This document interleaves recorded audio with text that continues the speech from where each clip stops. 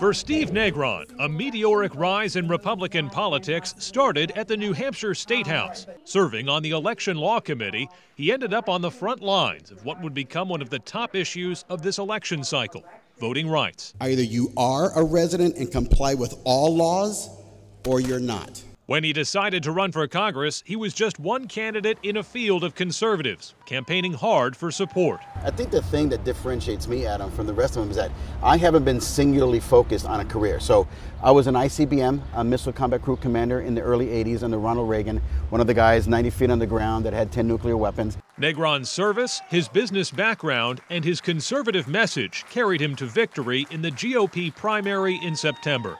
On election night, he called for an all-hands-on-deck effort to defeat his Democratic opponent. We need to come together as a party. We need to make sure that if we are going to unseat a three-term incumbent, it's going to be an overarching effect. It's got to be the entire GOP of the state of New Hampshire. As he makes his closing argument for the general election, Negron says he wants to bring the values of New Hampshire's citizen legislature to Washington. One of the things that actually made such a profound impact on me was that people would drive 2.5 hours for 5 minutes of your time because they fundamentally believed that they had a voice, that they could affect change. And that's really the way this government and our country should run it. You know, you have representatives that are supposed to listen to your constituents, you know, right, wrong, or indifferent. That's what you have to do. You have to lend an ear.